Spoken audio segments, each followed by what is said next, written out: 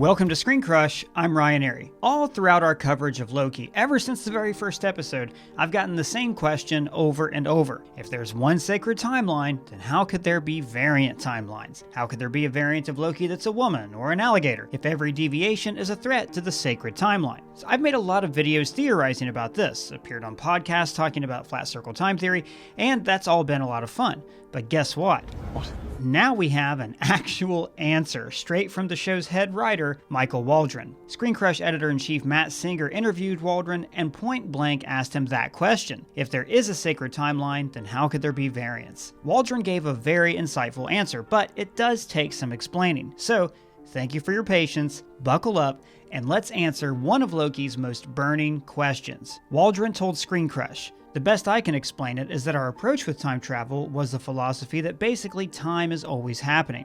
So there are infinite instances of time occurring all at once." Okay, so before we go on, let me explain the principle of what he's talking about. Episode 6 begins with this quote from philosopher Alan Watts. "We think of time as a one-way motion." Now this is taken from Watts' lecture, Time and the More It Changes, which you can watch for free on YouTube. Watts argues that we actually have no way to measure time and moments. Our view of time is flexible. Time flies at Disneyland, but it drags when you're in algebra class. Even the most accurate clocks can drag or speed up. He goes on to explain that the way we measure time is flawed. World War I started in 1914, but the events that shaped it began hundreds of years before, and we're still feeling the repercussions from that war. So the idea of beginning and ending is actually very flexible. That how big a thing is, or how long an event is simply a matter of definition. Instead, life is made up of the present moment. And in the present, anything can happen. I can drop this mic and go watch Tron. You can turn this video off and read a book. The present is pregnant with possibilities. Waldron goes on to say, "So you and I are having this conversation right now. There's another instance of us having this conversation 10 seconds ago. There's another instance of time of us having this conversation 10 seconds in the future. Generally, those three instances, and you could literally say that they're all different universes, and in a way different timelines. All of those instances are the same. There are minute little fluctuations in each instance of time. So, in our conversation, 5 times out of 10, I pick up and say hello, and 4 times out of 10, I say, hey, nice to meet you. And then maybe 1 time out of 10, I'd say, hey man, f*** you, I don't want to do this interview." So what he's saying is that time is not made up of the past, present, and future. Time is always happening right now. Do not think of time in a linear way. This is also the root of the multiverse. The multiverse isn't necessarily physical dimensions that exist that you can travel between. The multiverse simply represents the possibility of other things happening. And for all you know, the life you're living right now might not even be the actual reality. This could just be a possible reality, maybe simulated in a computer somewhere. So remember in the last episode of Loki how the castle is encircled by the sacred timeline? That timeline is not the past, present, and future. It's a ring with trillions of tiny possibilities and different moments all playing out at the same time. Think of it like this contains billions of TV sets, all showing different variations of events, kind of like interdimensional cable. It's called Two Brothers. Two Brothers. It's just called Two Brothers. And one of these TV sets does not affect the TV set next to it. Every single show is happening at once. Because you see, in reality, there are no separate events.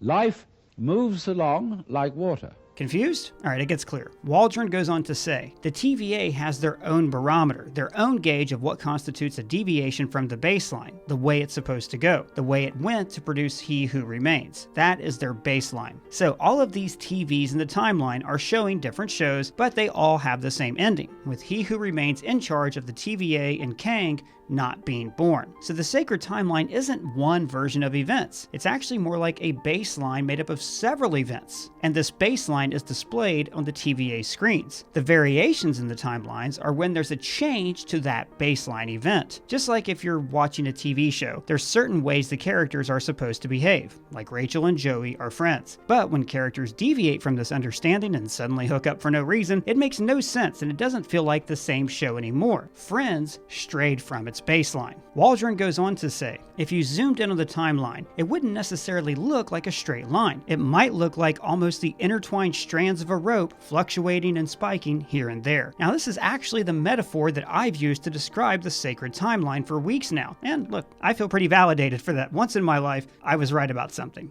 You were right about me. In fact, we even see this in the finale. When the camera travels into a black hole and then through the Doctor Strange multiverse tunnel, it passes into the sacred timeline itself, where we can see that it's not a solid monolith of events. It is several small timelines that form together into one strong strand. Back to Waldron. He says, when it becomes a problem for the TVA is when, according to their own rules, when could something branch off in a way that it could actually produce a new timeline that could produce a new version of He Who Remains. That is the practical thing that they're guarding against. So the TVA is actually cool with all of these multiverses as long as they stay within the confines of the actual sacred timeline. In other words, as long as all of these variants conform to the result that they want, which is awesome. It further speaks to the show's themes of fascism and enforced conformity that we've been talking about in so many of our videos. The timeline being a fourth dimensional loop also reinforces the idea that Loki's life is lived in loops, both in mythology and the MCU, which we've also talked about in several Loki videos. So the question you're probably still asking is, if time is constant and events aren't cause and effect, then how did the timeline change? How did Loki and Sylvie alter reality? Well, there's a long explanation and a short explanation. First, the long detailed one. The very presence of Loki and Sylvie starts to disrupt the plans of He Who Remains. Now this is visualized here, showing the sacred timeline beginning to split when it's past the tower. In other words, the events that are happening in the tower make the fate of the whole timeline uncertain. Remember how Waldron said that time isn't the past, present, and future, it's just a series of moments, like it's always in the present? By that logic, if He Who Remains is watching over the timeline, then he has always watched over the timeline and he always will, for all time, always. The TVA agents are able to see all these moments of time at once in the time theater. That's the proper flow of time, and it happens again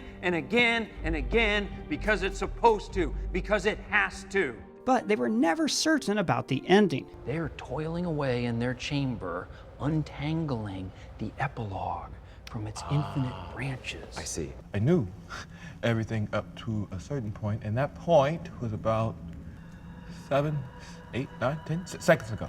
This is the moment they couldn't see, the aftermath of He Who Remains' time ruling the TVA. And you'll notice that this castle is not part of the sacred timeline. That's very important. It's apart from it. This is how He Who Remains' death was able to change the sacred timeline. Because just like all events, there isn't a past and future, there is only now. He Who Remains is either controlling all of the timeline right now, or he isn't and he never was. When Loki and Sylvie arrive, they throw his rule into question, as symbolized by the branching timelines. This is why Loki and Sylvie scared the bejesus out of the TVA, why their touching diverted the timeline so far from the TVA's baseline. You ever seen a branch like that? Loki and Sylvie always had the power to step out of the sacred timeline and dethrone He Who Remains. And because every moment in time is technically occurring in the present, then they've always been in the castle looking out at the sacred timeline. And, like a Norse myth that is retold over and over, they will return to that castle again, again, and again. And this is why He Who Remains was not surprised by his own death. See you soon. So that's the complicated way to put it. This is the easy way. Sacred timeline is like looking at a bunch of TVs where everything is happening at once. The castle in the middle moves at regular time, where people can age and die. And because this castle is in the center of the sacred timeline loop, then you can control all of time from there. When He Who Remains dies, no one is left to control the timeline. You still confused? Well, throw me a question down in the comments or at me on Twitter. And if it's your first time here, please subscribe. For ScreenCrush, I'm Ryan Airy.